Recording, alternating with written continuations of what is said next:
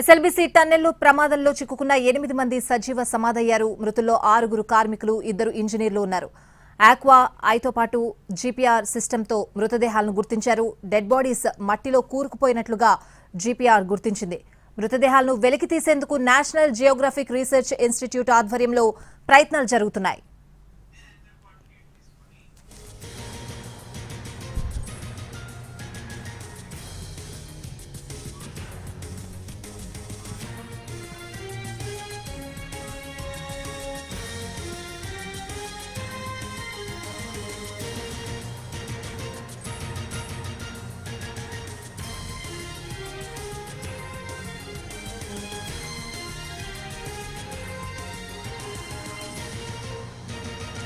SLBC tunnel ప్రమాదంలో చిక్కుకున్న 8 మంది సజీవ సమాధయ్యారు. మృతుల్లో 6 కార్మికులు, 2 ఇంజనీర్లు ఉన్నారు. ప్రస్తుతం మృతదేహాలను వెలికి తీసే పనిలో నిమగ్నమై ఉన్నట్లు తెలుస్తోంది. పూర్తి అప్డేట్స్ అడిగి తెలుసుకుందాం. మా ప్రతినిధులు పాషా అలాగే రవి లైవ్ లో సిద్ధంగా ఉన్నారు. ముందుగా పాషాని అడిగి అప్డేట్స్ తెలుసుకుందాం. పాషా, ఏంటి పరిస్థితి?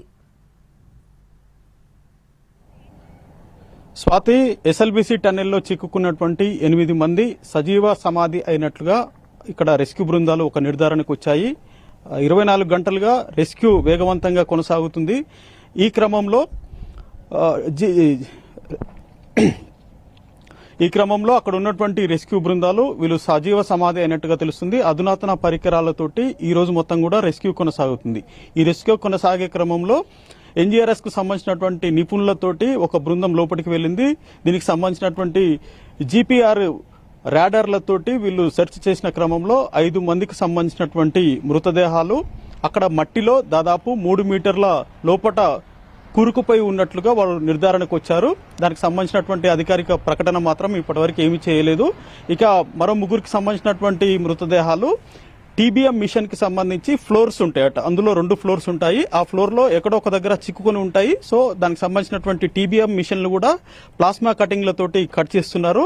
అవి కట్ చేసిన తర్వాత అక్కడ ఏమైనా మృతదేహాలు ఉన్నాయా లేదా మిషన్ కింద భాగంలో ఏమైనా మృతదేహాలు ఉన్నాయా అనే కోణంలో వాళ్ళు సెర్చ్ చేసే అవకాశం ఉంది. ప్రస్తుతం మాత్రము ఒక కొలిక్కి వచ్చిందని చెప్పొచ్చు. 0 పాయింట్ వద్దకి చేరుకున్నటువంటి రెస్క్యూ బృందాలు అక్కడ మానవులకు సంబంధించినటువంటి ఆనవాళ్లు ఏమీ లేవని తేల్చేశారు. ఈ ప్రాసెస్ అంతా కూడా రాత్రి నుంచి ఉదయం వరకు కొనసాగింది. ఈ రోజు మధ్యాహ్నం కంప్లీట్ గా ఆక్వా ఐ మిషన్ తో పాటు జీపీఆర్ మిషనరీ తోటి మొత్తం సెర్చ్ చేశారు. ఈ మిషనరీ అంతా కూడా దాదాపు 5 మీటర్ల లోతులో ఉన్నటువంటి మానవ అవశేషాలను గుర్తిస్తాయి. సో ఆ గుర్తించే క్రమంలో ఈ రోజు ఒక నిర్ధారణకు వచ్చారు. 5 మందికి సంబంధించినటువంటి మృతదేహాలు ఉన్న ప్రదేశాలను పాయింట్అవుట్ చేశారు. కానీ వారిని అక్కడి నుంచి తీసుకురావడం అనేది పెద్ద టాస్క్ గాని చెప్తున్నారు. ఆ ప్రాసెస్ కొనసాగిస్తామని చెప్తున్నారు. ఇక మరింత సమాచారం మా ప్రతినిధి రవి ఉన్నాడు. రవి అప్డేట్ ఇస్తాడు. రైట్ పాషా, మీరు ఒకసారి